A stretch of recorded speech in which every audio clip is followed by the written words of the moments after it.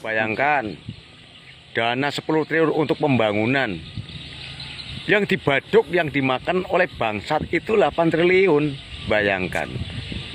Itu kalau seandainya tidak ditangkap katanya berkuar-kuarnya berantas korupsi. Tapi setelah ditangkap koruptor itu nanti yang disalahkan pemerintah. Ya karena kamu tuh otaknya rusak. Otaknya rusak.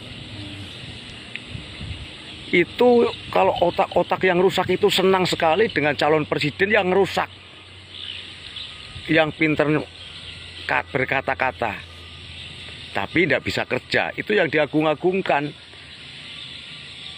Maka dari itu tuh harus kita selektif untuk memilih bakal calon presiden. Jangan asal calon yang kita pilih, tapi harus hati-hati. Karena kalau tidak hati-hati nih, bangsa kita Indonesia itu akan hancur.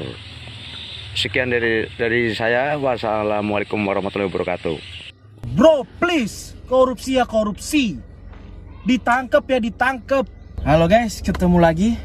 Kita lagi gemes ya, dan kayaknya perlu menyampaikan opini pribadi kita, pendapat pribadi kita terkait dengan fenomena baru ya, bahwa Menkominfo Johnny G. Plate telah ditahan oleh kejaksaan dan telah ditetapkan sebagai tersangka pada kasus korupsi BTS 4G ya, pengembangan tower internet 4G di daerah perbatasan atau daerah pinggir.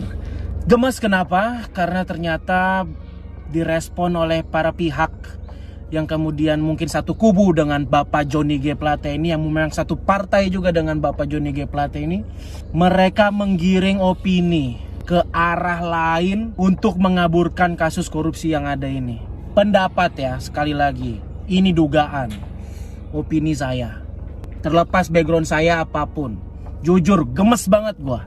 Isu mereka tiupkan bahwa ini adalah politisasi hukum, bahwa ini adalah upaya menjegal seorang capres yang diusungkan oleh Nasdem, menjegal juga potensi-potensi yang dipunyai oleh Partai Nasdem, karena Nasdem katanya sudah berseberangan dengan koalisi pemerintah hari ini karena telah mendukung seorang Anies Baswedan. Bro, please, korupsi ya korupsi.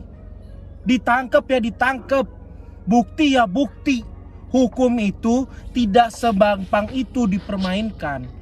Hukum itu tidak semena-mena bisa menjadi alat untuk politisasi.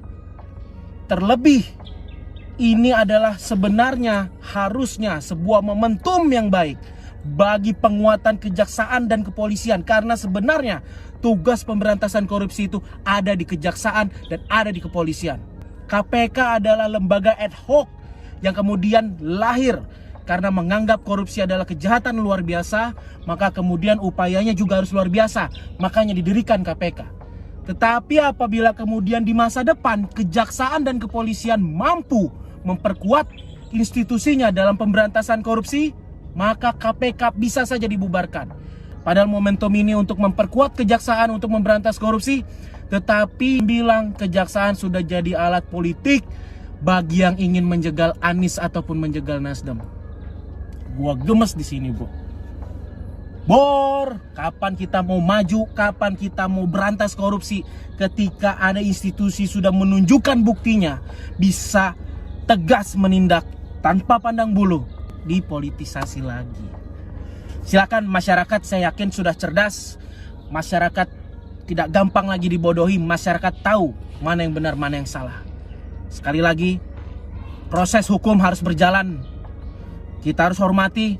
Jangan penegak hukum diintervensi, digiring dengan opini publik yang kemudian justru akan mengaburkan fakta-fakta di dalam kasus ini. Sekali tersangka, ya tersangka. Ada alat bukti cukup, ya harus diproses. Terbukti bersalah, ya harus dipenjara. Hukum harus ditegakkan. Itu Bor. Salam. Oke guys, hai, assalamualaikum warahmatullahi wabarakatuh. Jadi ya memang kita bisa lihat lah ya, tim-tim kubu sebelah ya, gimana lah, aku pun nggak tahu lah mau ngomong apa guys. Orang korupsi kok dibela-bela ya guys, katanya dipolitisasi ya. Aduh, nggak tahu lah guys. Jadi seolah-olah mereka ini menyalahkan Pak Jokowi ya guys, karena tertangkapnya menteri Johnny Plate ya, yang dikorupsikan ya sekitaran 8 triliun. Wah, 8 triliun guys, banyak sekali guys, 1000 miliar ya menjadi 1 triliun. Waduh, parah lah, ini sampai 8 ya guys, 8 triliun. Aku pun nggak tahu guys, tapi intinya guys, aku pun karena apa lah ya, kenapa sih kubu-kubu sebelah ini seolah-olah kalau tim ataupun di pihak mereka yang ada korupsi terus tertangkap, yang disalahkan Jokowi ya guys. Saya pun nggak tahu lah, ini katanya di apa namanya, dipolitisasi lah, menjatuhkan nama Anies lah kan, menjatuhkan nama baik Anies lah, menjatuhkan nama Nasdem lah ya. Aduh, jadi gini ya guys, kalau menurut saya ya siapa-siapa dari partai manapun kalau udah korupsi ya korupsi, ditangkapin. Ya jangan bilang terlalu mahal tangan itu diborgol. Orang korupsi itu nggak baik diborgol memang guys. Memang nggak cocok diborgol. Cocoknya dipotong tangan gitu ya guys. Itu menurut saya ya guys.